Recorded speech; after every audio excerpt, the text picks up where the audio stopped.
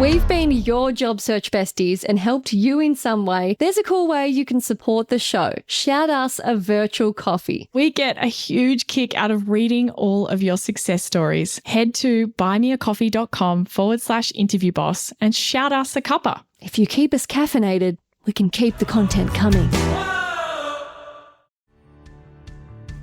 Fossil is a state of mind, not an age or Yes, that is so true. Fossil is a state of mind.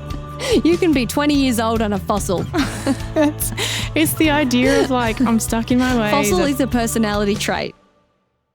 Hey everyone, and welcome back to Interview Boss. My name is Emma. I'm a radio journalist who's teamed up with my sister to give you advice, inspiration and support when you're looking for a new job. Sarah is a HR and recruitment professional, and together we're excited to give you all the tips, tricks and behind the scenes knowledge to help you in your career. And I know Sarah's about to comment on how I changed my inflection. Do you know what? I had that thought and then I thought Emma will be annoyed if I comment on that. So I was going to refrain and then you called yourself out. I saw your face twitch. You were like I saw the intrusive thought enter your brain. I think this is what people mean when they say like the sister vibes, like where we're reading each other's mind and like bickering about a thing that didn't happen. It's great. Bit of what's the word? Telepathy. I never know. A bit of telepathy. You never know what? I never know if it's telepathy or telepathy. Telepathy. Yeah. I mean, I guess that's how it's written. That's one of those words that you've only ever read it in a book and you're like... Yeah, I just go into factory reset mode when I need to say it. There were like a couple of words that I'm sure that like where I knew the version out in the world and I knew the version in the book, but I didn't know they were the same word. And I can't remember what it was. Maybe like when people say buoy or boy, that's one of those ones buoy. That's like, it's not written. Yeah, have you ever heard what do you mean? An American pronounce it like that? It's like one of those floating things in the ocean. Oh, a buoy. Yeah, yes. What, they call it a buoy? Yeah, but it's the same word. Wow. But there were other words. I'll think of them one day. Anyway, we haven't even gotten into our intro yet. It's time for our favourite part of the podcast. It's the Shoot Your Shot shout out. This is where we celebrate you guys, our incredible listeners. You've gone out there, you've used our advice, you've shot your shot, and you've got an update for us. This week, we're giving a shout out to Davis. Yes, Davis said, hello, or as my Aussie coworkers say, g'day. I'm in California and have been listening to your podcast in preparation to apply for an internal role. Every episode was so helpful and the resources you two provide are invaluable. I don't think I've ever been more prepared for an interview, and it's all because of the insight you two provided. I was even ready to negotiate my salary offer, but they ended up offering exactly what I wanted. Funny how that worked out. Thank you so much. Oh, I love that. And also, I love that your Aussie coworkers say g'day. I don't think I've ever said that legitimately in my whole entire life. What about you, Em? Do you say g'day? I do sometimes, but it has to be a specific kind of person. Like if I bump into like Uncle Mick, I'll say, oh, g'day. What are you doing here? But it's more like a g'day, not a g'day. Yeah. Like a g'day is giving, this is my everyday greeting. Yeah. I love that you have Aussie coworkers though. You work with them all day and then you put us in our ears and get to continue hearing the Aussie accents. I wonder if we know and are friends with your Aussie coworkers. Jokes. It's a big country. It's a small world and a big country. I love that you didn't even have to negotiate your salary offer. I think honestly, that is something that we've talked about in our all the benefits of doing amazing in the interview. I really, really, really think that if you interview incredible instead of just good and good enough to get the job, all these other things work out for you. I really, really, really believe that. We hear about it all the time. Like if you knock their socks off, they're not going to want to lowball you on the offer. Like it's so cool how that happens. Yes, all the flow-on benefits. So if you want to land an epic job with a big fat pay rise like Davis and you need a little bit of help to get there, check out Sarah's one-on-one interview coaching sessions. She recently moved hemispheres this year, so she is looking more available to our Northern Hemisphere friends. And if she doesn't have a time available, we have Interview Academy that is there ready at the click of a button that you can download, get immediate access to. It'll take you step by step by step through the process, hold your hand and help you come up with an epic cheat sheet, brainstorm your best bits and your career story. Yep, totally. And it's now got updates all about internal interviews. So go and read about all of that stuff. interviewboss.com.au/coaching. The link is in the show notes as it always is. And if you liked one of our episodes, you used one of our tips, or you want to request an episode that maybe you don't think we've covered well enough or that you could have really used in your job search, kindly follow us on Instagram and slide into our DMs and you could be that person next episode. Em, do you like how I said kindly follow us on Instagram? Yes, that is the go-to phrase. And that is exactly what we're doing this week. We are talking about internal interviews. This is such a highly requested episode. We've touched on it a little before, but probably not this in depth. So thanks for sending in your questions. We're going to read some out that we got from you guys that have inspired this episode. So Carrie said, my biggest questions and concerns are that I'm applying for a position in the same department. I would be becoming the supervisor of the team I currently work with. Now, we don't necessarily work together as a team, but all of our jobs need to be done, and sometimes we need someone to complete a task before a different task can be completed. I do know that my boss will be in on the interview, so I'll be sure to listen to that episode. I know that 11 people have been invited to attend the interview, then potentially in the second interview, I would have to speak with the school board. With the exception of the school board, I've worked with everyone in some degree that will be in the interview. I just have a feeling that the atmosphere in the interview will be difficult. There needs to be a professional atmosphere, which I do understand, but I'm just worried that it's going to feel awkward. Thanks for all your help. Then Ali said, this is an internal promotional role and I'm aware my current boss and his boss will be on the panel along with a third unknown person. I always feel awkward and would much prefer the people I don't know. Anyhow, I've been at this company for 21 years. When I talk about my career story, do I mention my previous life before this company or do I just focus on my career journey within this company? Ooh, great questions. So we've had multiple different questions about internal interviews, and this episode is for all of those people. And honestly, we've had so many questions and so many things that we want to cover come up that this is actually going to be a big, fat, two-part series. So this first part of the series is all about the mindset and the background and the understanding that needs to go into internal interviews. I honestly think this is 99% of the whole internal interview thing, because really it's still an interview. And so all of the rest of our tips and knowledge and strategies will still apply, even if it's internal. Just because we don't mention that in every episode doesn't mean that all of our normal stuff doesn't apply. So I do think that the mindset and all of the background and kind of understanding and thinking about it the right way is the most important part for internal interviews. And I think you can hear that in our two questioners. So this is part one. Listen to this first and then make sure that you go and find part two, which is going to be all about some other practical strategies and things that you can do for internal interviews. A lot of this stuff we've maybe covered in different places in bits and pieces, but we thought we get so many requests for it. The people have spoken. They need specific reassurance on internal interviews. So here it is. Let's go through some key concerns and themes that have really been coming through. The first one, without a doubt, is that there just feels like there's so much pressure when you're doing an internal interview. It's like your whole future depends on this one interview because you already work there, you've got your reputation. It's just hard to ignore. And if you don't want to leave, like your whole career decisions and what you do next is all down to the prep that you have to do for this, hour. And people that I've done coaching sessions with, they talk about that a lot of like, there's just so much pressure. Like I want it to be perfect. I really want this job. It has to go well. And so it's the putting the job on the pedestal. Like there's all these things coming in that we've talked about before. But I think the biggest reframe for this is that your performance and your reputation in the job that you've already done. So as an example for Ali, 21 years in the company, all of that is on your side. As much as they might say, oh, we're not taking that into consideration, it's just your interview. Well, that's BS because we're humans. Like they know you before you walk in the room, even if it's a different department or a massive company and, you don't actually know the people, but it's still internal.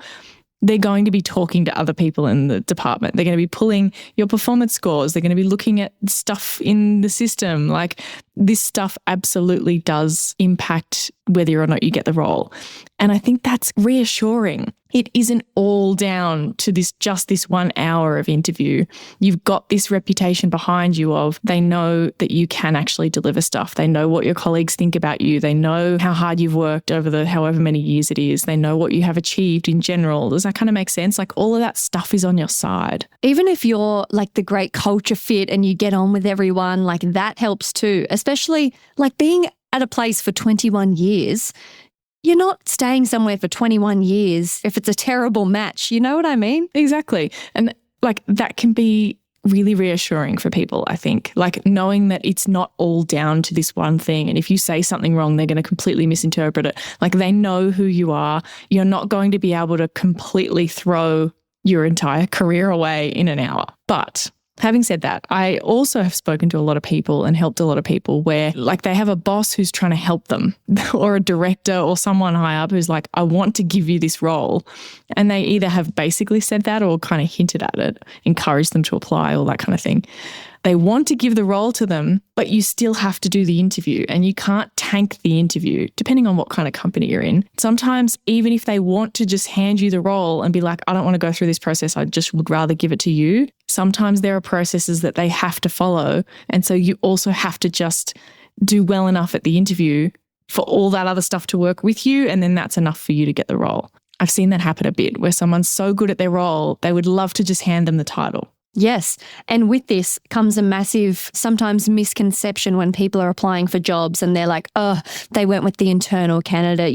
Everyone's always going to just give it to the internal candidate anyway. They never were going to consider anyone on the outside. That's obviously not an accurate scenario, but that's come from somewhere and clearly shows that internal candidates often do get favoured because they know you. So take that belief with you and go, yeah, I am the internal candidate that they'd love to give it to. That's right. Yeah. Or the person among all the other internal candidates that they'd love to give it to. Yeah, totally. And look, for the record, I've seen internal candidates get the job. I've seen external candidates get the job when they're in internal competition. Like, I think the idea that you can just tell that from the outside is really silly, to be honest. You have no idea what the context is of what's going on. Now, the second concern that we've got that I think is really common is you feel kind of weird or awkward. I think both of our questioners said the word awkward, introducing yourself to people that you work with every day. So whether it's your boss or a colleague or a director or just someone else, you see these people all the time. Maybe you sit next to them every single day for multiple hours a day. And then you have to go in there and pretend like you're just talking about yourself as if they don't know you. Like it's a bit of a weird concept. But think of it like this. Have you ever heard a public figure like an actor or actress or an author or podcaster speak? They still introduce themselves. It sets the scene.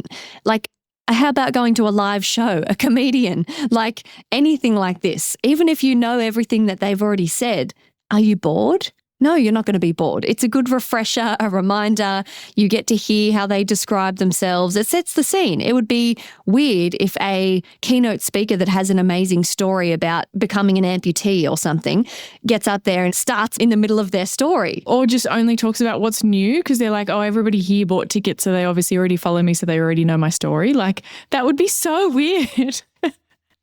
I thought, I know this is a bit of a random thing, but I thought this was a really good reframe because I think suddenly when you think about it with someone else, you're like, yeah, it's not weird at all. It's just them catching us up. And it's like just a little refresher of who this person is. Like if you've bought tickets to go see a certain artist or performer or comedian or whatever, and then they introduce themselves at the beginning and they talk about, oh, I did this. My first album was this. My second album, blah, blah, blah. This is from my new thing. I wrote this song with this person. Is that brand new information? No. Is it still interesting? Yes. People are still eating up any Taylor Swift content, no matter how big of a Swiftie they are and all the lore that they already know about her. I think you can just take this with a bit of humour. Like if I was doing an internal interview, could you not make a little joke and be like, well, as you know, I'm Emma. I've been here for however many years. It can be a bit lighthearted. Totally. I think that's really fun. You got to go with your own personality and like, however, like if you would make a joke and you're that kind of person, definitely do that. It kind of calls out the elephant in the room a little bit and like, oh, this is a bit awkward kind of thing. It doesn't have to be so clinical as if you're all pretending that you have never seen each other before. Yeah, exactly. And we don't have a point on this, but I think one of the other things about the awkwardness is like it is a little bit awkward. Don't let it mean anything. It just is. Like it's okay. It's like you're fighting the restraint, like, oh, but I don't want it to be awkward. Like, okay, what if we lean into it that, yeah, it's going to be a little awkward and that's okay because this is a bit of an unusual situation. Yeah, exactly. And also it's just something that you have to do. It's part of the process. And I promise you it doesn't feel weird from the other side.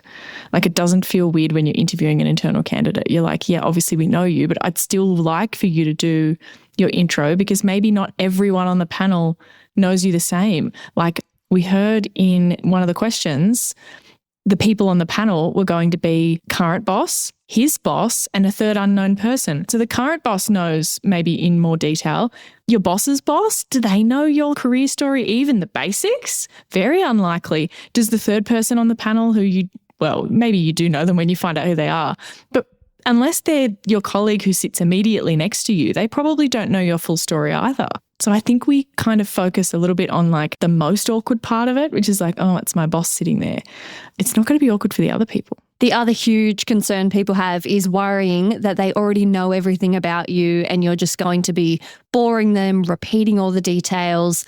And can I just say, my boss knows barely anything. Like if I were to give my best bits, he would know none of those stories. He knows that I do a good job. He knows that I do a good job and I handle things and I'm a great worker. And you might know about some of the awards or whatever, like some of the things that break through. There's no way. And I know I'm not alone in that.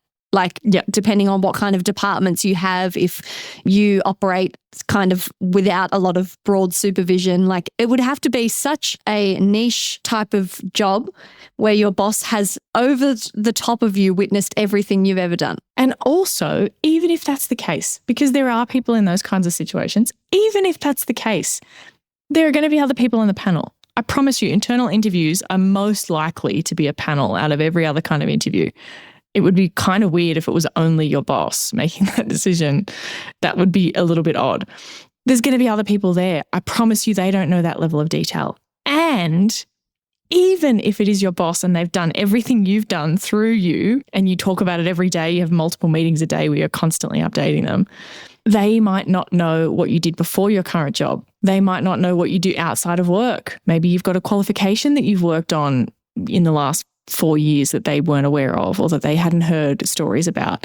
Maybe they don't know about the side projects that you've been working on internally, like stuff with other departments. Maybe they only see the stuff that they manage directly. Maybe they don't see colleagues that you've supported, the questions that people ask you. And also, they also just need a refresher sometimes on some of the things that you have done. I had this thought just before and I thought I really need to share this because I think this will really kind of, be a light bulb for some people. I want you to imagine for a second that there's a panel and they're choosing who they're going to promote internally. But instead of doing an interview, they're just going to decide, right?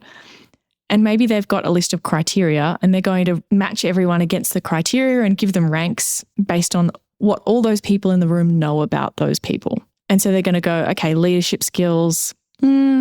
I don't know. Emma doesn't really lead anyone at the moment. No, that's a 2 out of 5. What about like technical? Yeah, she's pretty good at that. Yeah, she's good with, new technology and she's always showing people how to blah, blah, blah. So yeah, that's a 4 out of 5. Imagine it's that, right? Except in this version, you get an opportunity to give them some evidence directly. Does that make sense? Like, yes, they are using the stuff that they know. And if you tell them, oh, yeah, I did blah, blah, blah, and they're like, yeah, I know Emma's really good at that. Cool. You've confirmed it. You've reminded them. You've reinforced what they already knew. But what if they were thinking, leadership skills, she's not going to have anything for this. And you tell this incredible story and they're like, wow, I didn't even know. Yeah, I have noticed that a little bit. Yeah, from a previous job or totally even within the same company, a time that you really mentored someone and helped them with a massive problem. Yep. And they haven't heard you talk about that before. They haven't heard your thought process. They haven't heard all the work that went into it, all the things that you were dealing with that they might not have seen. And you get an opportunity to actually give your own input into those criteria instead of them just making it from their memory. I promise you, nobody is paying as much attention to you as you think they are. Think about a colleague. Maybe not the person that you're like directly next to that you kind of constantly chit-chatting throughout the day. Someone else, anyone else in the whole company. Do you think you know every single thing about what they've achieved? No. Of course you don't. I could maybe think of one thing per colleague that I'm like, oh, I think they did that. Right. Like, I would be in total surprise sitting on an interview for every colleague. Exactly. Total surprise, even though I know a lot about all of them. Exactly. At a surface level. I promise you it's the same for your boss. I promise you they don't know as much as you think they do. Even if they did know at one point, they've probably forgotten. It's helpful to give a reminder and they probably never had all the details to begin with.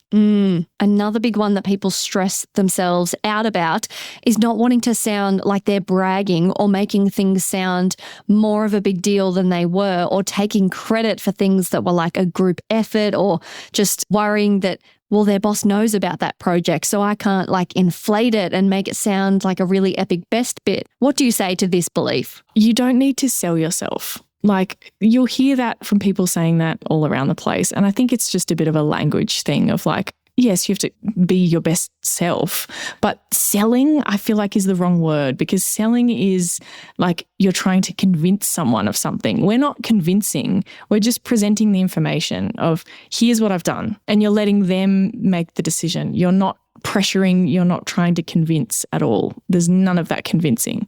Like if you went, what are your objections? Why, I could do this. Is that good enough for you? Like that would be weird in that environment. Like it's like when you're like, I don't want to buy a pencil, and they keep trying to pitch you why this is the best pencil. It's like, I don't need a pencil. Yeah. That's not what this is. It's not selling at all. You just need to accurately communicate what you've done and let them make the decision on, whether you're right for the role or not. So the reframe that I think helps with people that I use all the time in coaching sessions is when they're really holding themselves back. They don't want to sound like they're being over the top, or they're inflating it, or they're, making it out to be a really big deal, because they're really conscious of wanting to tell the truth. It makes perfect sense. I understand. And I think it's a really good thing, honestly. But the thing that I remind them is, if you are really that focused on wanting to tell the truth, then underselling the story and diminishing it and not telling all the bits is also not telling the truth. You don't have to tell anything that didn't happen, but I don't want you to leave things out and undersell it either. You have to tell it as it happened. If it came down to the wire and you did have the final idea that fixed everything, then you have to say that. We're just sticking to the facts, all right? That's all you need to be concerned about. And I feel like a big part of this is like the worry of feeling really self-centered, but your best bits don't just have to be the things that just you did. Like I came up with this light bulb idea that saved the whole company. Often it's hey, here's what I did. And that's how it fitted into the overall picture. I came up with the concept. That allowed the sales team to go and sell it. Then promos team brought it to life. And, for the whole station, it was a great success. But my bit was the concept. That's completely fine. And your result doesn't have to be your personal result either. And here's the reframe. When I was kind of writing these down, this one made me feel a little bit sassy. So I apologize if this is a little bit sassy, but I think sometimes it helps. I want you to think about this. In this new role that you're going for, that you're interviewing for, do they want you to achieve things completely by yourself? In a box, it's only you. You have no team members. You're not relying on anyone else. It's just you alone achieving stuff. Is that the case for this role?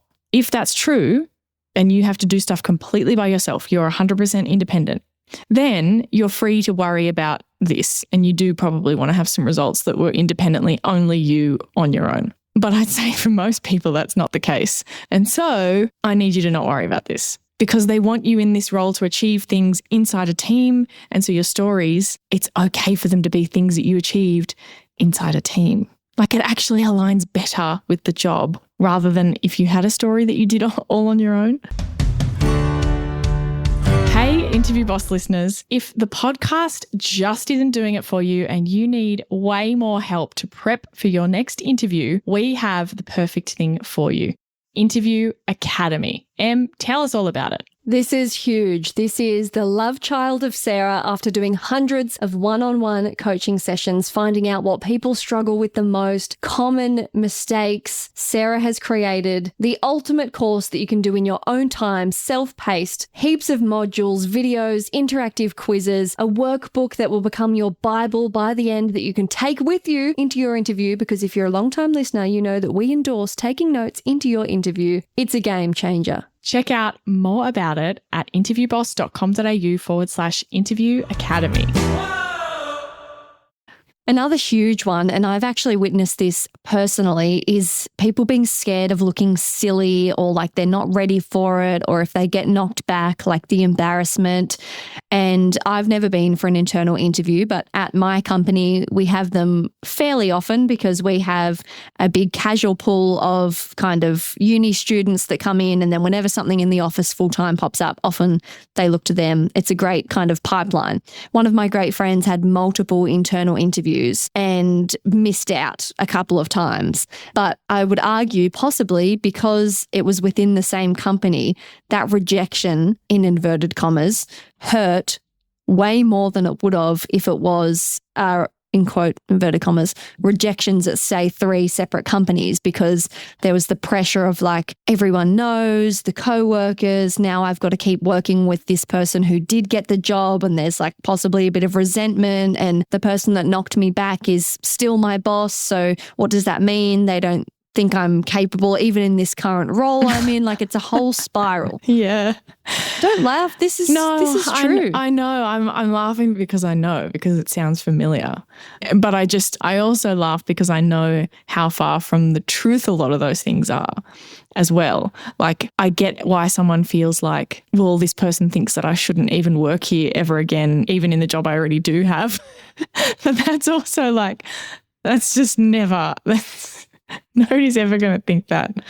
And I'm thinking, like, if this person eventually did get some kind of internal job, which it sounds like they did, for all those other roles, unless you like personally offended them and you walked out there that they hated you after the end of the interview, it's perfectly normal.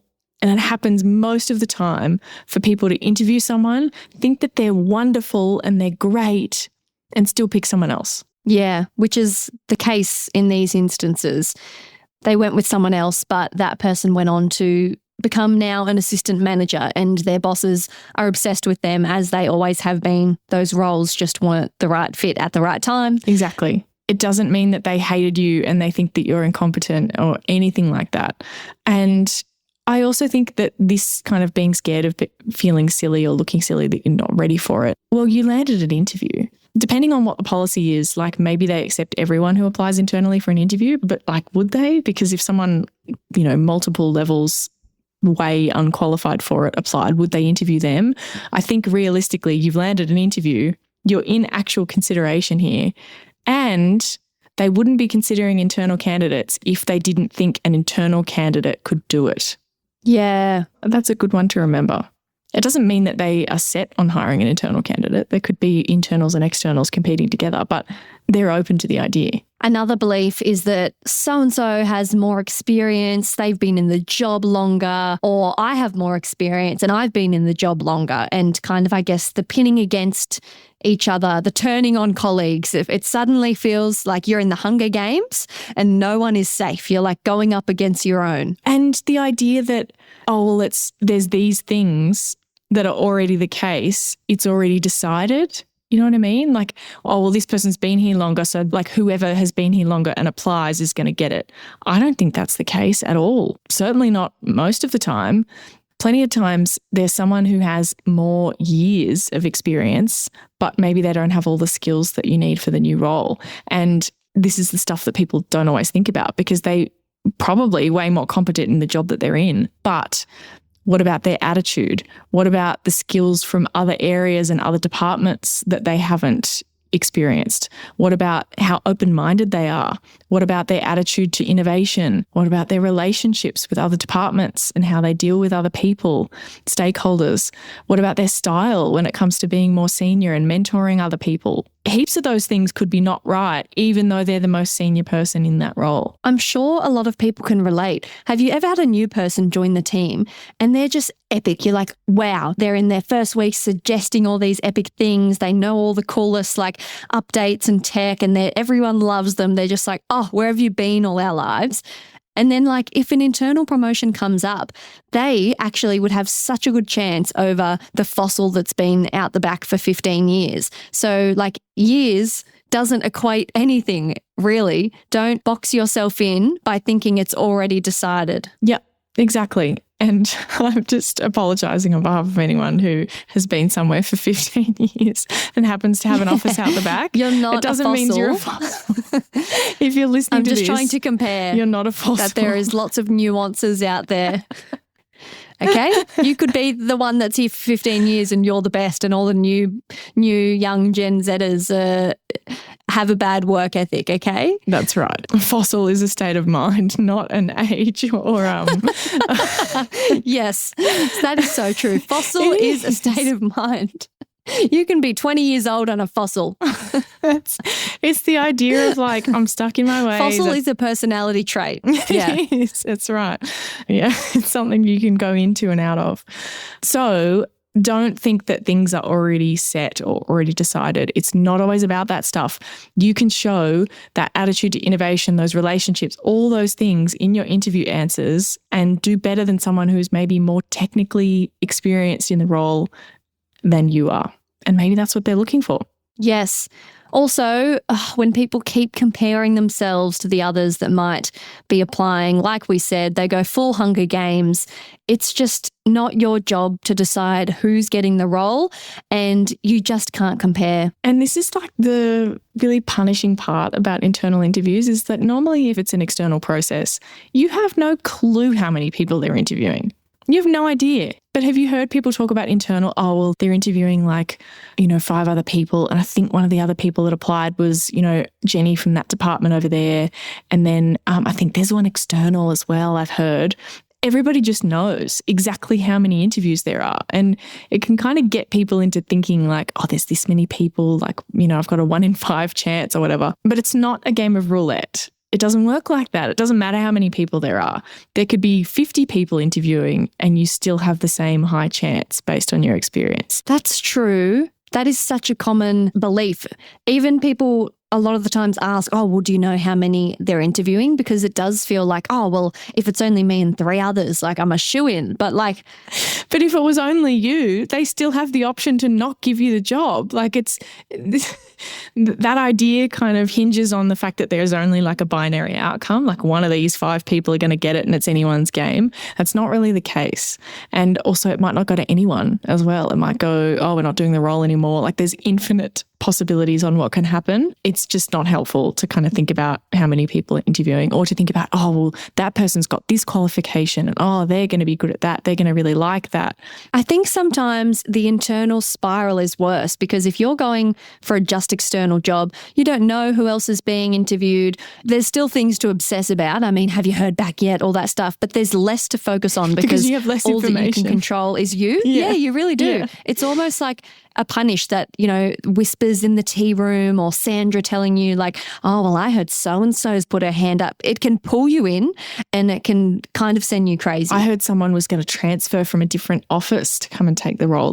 There's all sorts of things. And this is part of the reason that I kind of think often when we're external and we're kept in the dark, we want more information. We want to know who else is interviewing. We want more information. But I know from the other side that that's not a good thing. That doesn't help. The less you know, the better. Yeah, it's just information to torture yourself with. And there's nothing you can do about any of that or do with any of that information. You can still only control what you can control. You just have to make sure you communicate what you've done, let them connect the dots and compare to other candidates. You don't need to twist yourself in knots to do this. Yes, and you don't need to compare yourself either. You don't need to be well, I've got this and that person doesn't. Just tell them that you've got this. Another massive concern is just being left wondering if they've already chosen someone else, kind of being in the dark. But again, you can't know, you'll never know. There's nothing you can do about it. Even if you did know, this is really just a relinquishing of control. This is tough to hear, but focus on what you can control.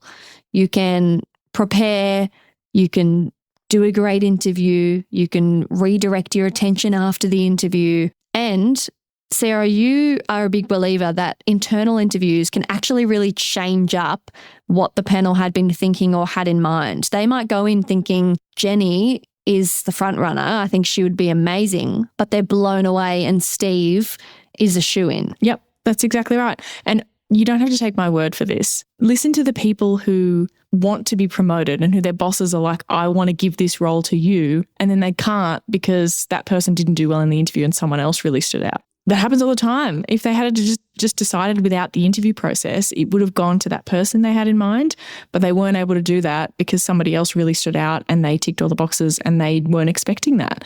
So it happens all the time. You can actually change what the panel is thinking. If you're of the mindset that, well, if I knew they had a front runner, I just wouldn't bother with the effort.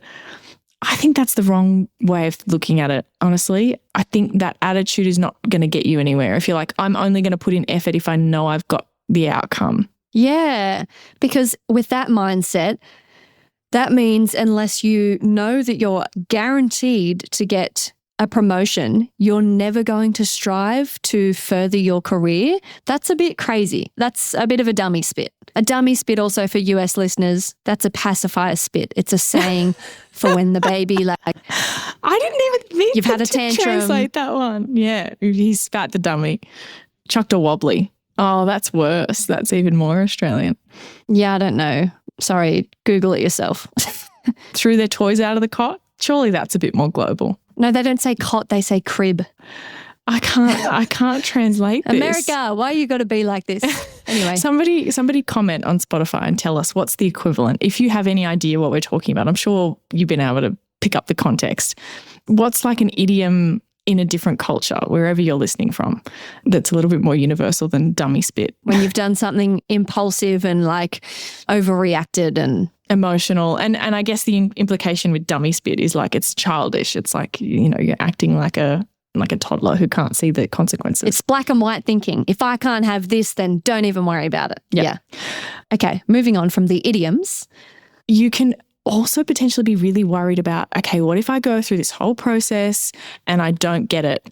And then the person who gets it, who did we say before? Steve's going to know that I applied too and I didn't get it. And I'm going to have to face Steve and everyone and know that I didn't get it. Okay.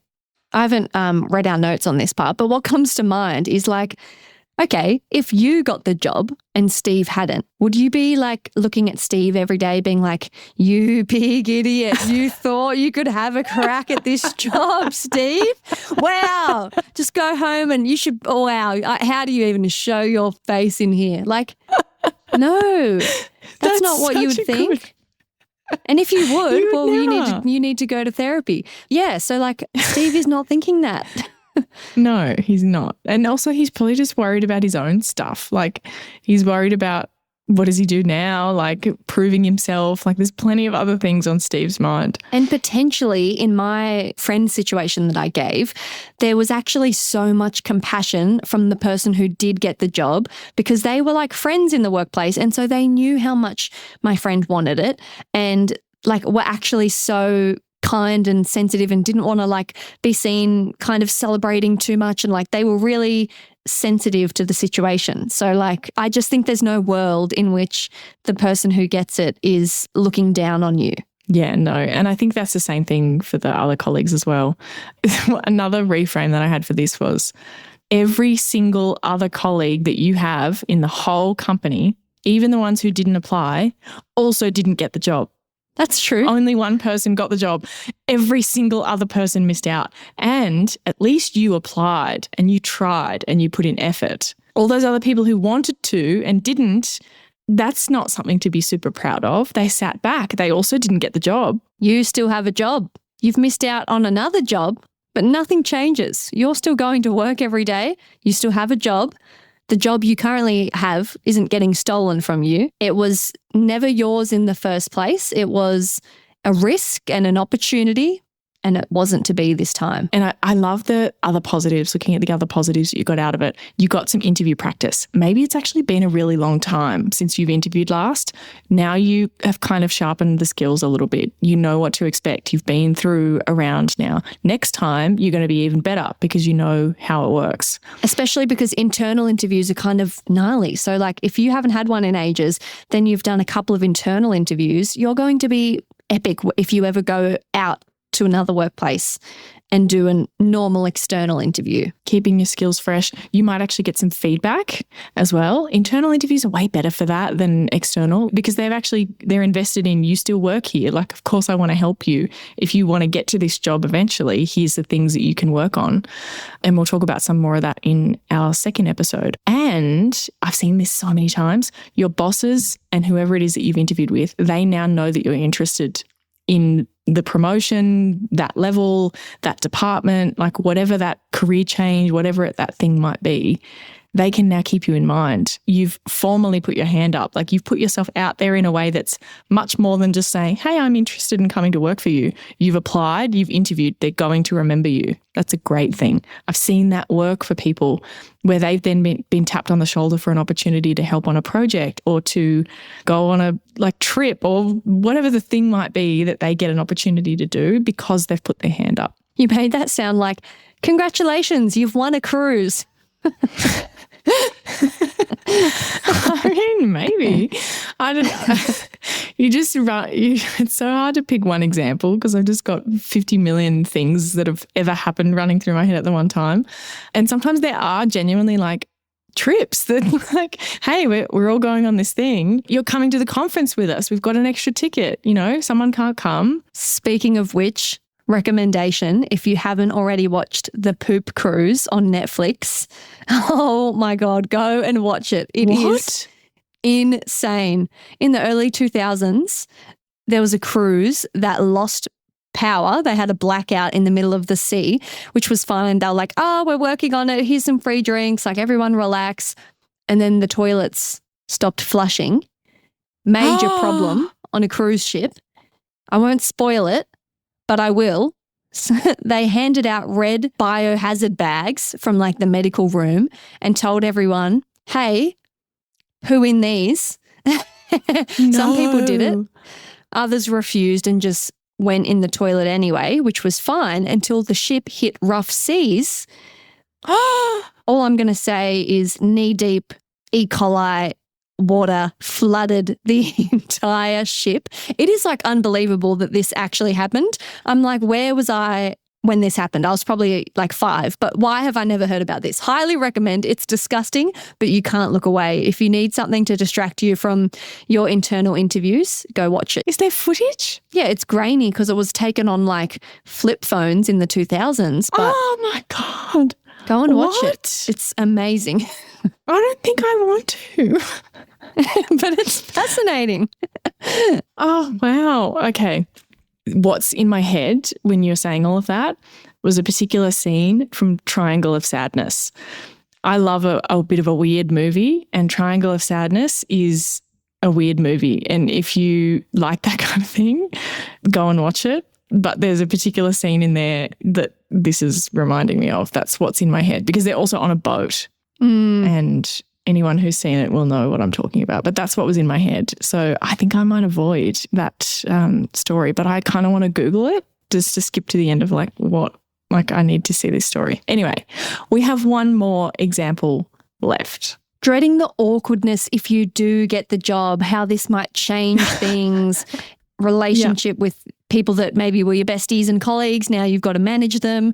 Look, it's a good problem to have. It's kind of the opposite of the last one, right? Yeah, you'll work it out. And if it happens, delegate the worrying to future you. Say, I'll deal with that. Once I am in the role, I get that epic little pay rise and the manager me can take over. I think this is one of those ones that just, there's no answer to not worrying about it now. We're not worrying about that now. There's so many other things to focus on. It's a great problem to have. I promise you, you'll work it out. You're delegating your worrying. You're not worrying. You're just going to worry later. Schedule time to worry about it later. That's a tactic that works really well for me. Sometimes when something comes up and I'm like, I feel like I need to worry about this. And I'm like, we're not going to worry about that now. We're not worrying. Yes. Like that's impossible. We're just going to worry later. It's a great tactic because when it's weighing on you and you're stressed out that you haven't sorted it out yet, but you know it's for down the track, but at the same time, you don't want to keep letting life pass you by without dedicating time. So you schedule in like, you know what, I'll worry about that in 3 weeks. And then the 3 weeks comes and you just pace up and down your hallway like, oh, what am I going to do? Oh no, it's worry time. Well, that's okay. Look. Hot girls, schedule worry time. Yeah, that's right. Kick it down the road. That's the only one that we're suggesting to do that from, because I just think future you is just not going to be quite so concerned about that in the future. And I think that's why we delegate. So this was all about internal interviews. We have a whole nother episode coming. This is our next episode coming up. So please, if you've got an internal interview coming up, keep an eye out for that. Now, if you still don't have your questions answered with this episode or the next episode, then maybe Interview Academy is what you need. Maybe you need to go through step by step by step, build your career story, come up with your best bits, practice matching them to the different questions that they fit, and with all the tips that are in Interview Academy for how to make that relevant for an internal interview. Or if you've got a really kind of curly conundrum of like, there's something else weird going on with why it's complicated for you and you're not sure how to handle it, maybe you need to do a one-on-one session. So maybe check out one of those. I hope you've had a little laugh, had some of your worries demystified and debunked with some common sense and logic, but we mean it when we say it. We do understand just how tough this can be. We're here for you. We get it. Although the advice may still apply, it just doesn't feel the same. It's a whole nother ball game. There's more internal nuance and politics at play, and you can't argue with that. So we get it. Hopefully this put your mind at ease, helped with thinking about it in the right way. That is, I think, half of the stuff that people talk about when they say, but it's internal. It's the, how am I thinking about it? And making sure that you've got the awareness of, hey, it's okay for me to talk about stuff my boss knows. It's okay for it to be a little bit weird. I still do need to introduce myself. Like, I don't only have to give new information. All these things, the mindset is so important. Go get them. Thanks so much for listening to Interview Boss. If you like hearing our Aussie accents and our silly little Aussie idioms, hit that follow button in Apple or Spotify, or better yet, send this episode to someone who might need it and tell them about the show. That's how we can hit the charts and we can help even more people all around the world. For more advice, inspiration, and a supportive community, check us out on Instagram at Interview Boss, or follow me, Sarah Smith, on LinkedIn.